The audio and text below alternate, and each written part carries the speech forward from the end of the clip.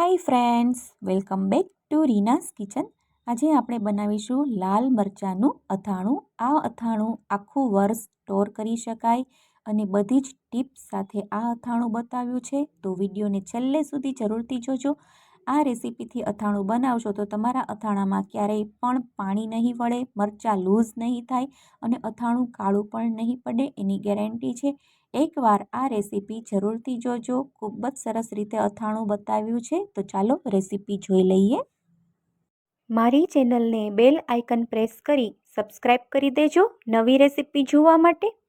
રાયતા મરચાં બનાવવા માટે અડધી વાટકી જેટલા રાઈના કુરિયા લેવાના છે.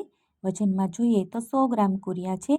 તો એક મોટા વાસણમાં કુરિયાને આ રીતે રાઉન્ડમાં પાથરી દેવાના અને વચ્ચે આપણે 1 ચમચી હિંગ ઉમેરવાની છે. હિંગનું માપ થોડું વધારે રાખવું, 1 થી 1.5 ચમચી જેટલી પણ લઈ શકાય છે. અને 2 ચમચી ભરીને મીઠું આ રીતે ફરતી સાઈડ સ્પ્રેડ કરી દેવાનું.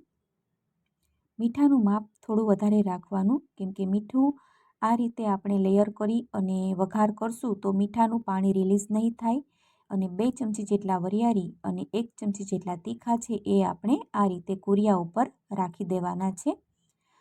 તો હવે આપણે ગરમ તેલમાં રાઈના કુરિયા નાખીને ચેક કરવાનું. જો કુરિયા તરત ઉપર આવી જાય તો તેલ છે એ બરાબર ગરમ થઈ ગયું છે. તો હવે ગરમ તેલનો વઘાર કુરિયા ઉપર રાખી દેવાનો અને તરત જ ઢાંકી દેવાનું અને 5 મિનિટ માટે એમને એમ જ રહેવા દેવાનું, જેથી હિંગની ફ્લેવર કુરિયામાં ખૂબ સરસ રીતે આવી જશે.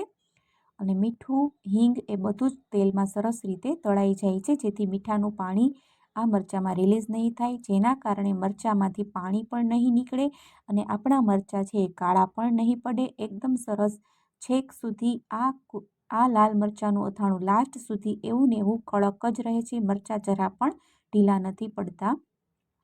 તો હવે આપણે ફ્રેશ લાલ મરચાં લીધા છે. તો મરચાંને આ રીતે ઊભો કટ્સ કરી દેવાનો છે 2 બાજુથી અને આ રીતે એક મરચાંના આપણે 8 મીડિયમ સાઇઝના ટુકડા કરી લેવાના છે. તમારે જેવા જોઈએ એવા મરચાં તમે સમારી શકો છો.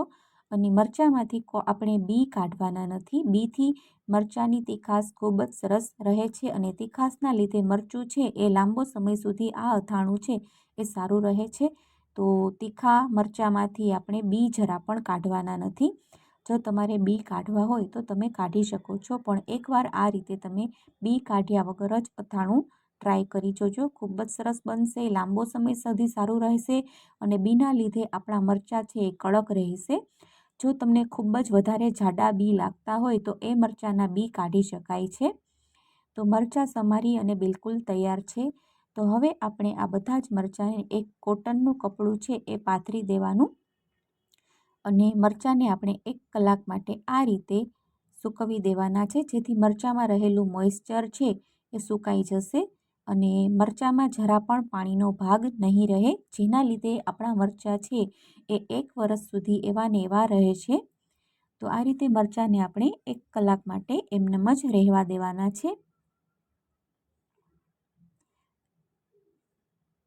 અને 1 કલાક પછી તમે જોઈ શકો છો કે મરચાં એકદમ સરસ સુકાઈ ગયા છે. તો હવે આપણે આ બધા જ મરચાંને રાઈના કુરિયાના મસાલામાં આપણે મિક્સ કરી દઈશું.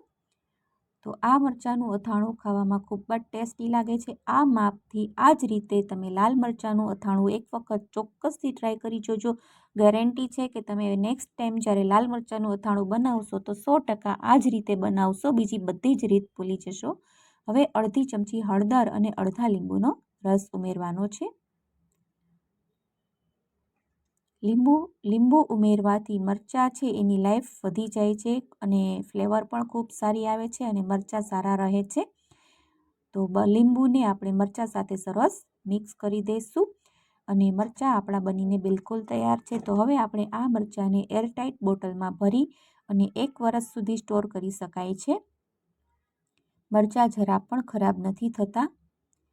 તો રાઈવાળા મરચાં બનીને બિલકુલ તૈયાર છે. તો આ અથાણું તમે થેપલા સાથે કે પરોઠા સાથે કે બાજરાના રોટલા સાથે સર્વ કરી શકો છો. આ અથાણું આખું વર્ષ એવું ને એવું જ રહેશે.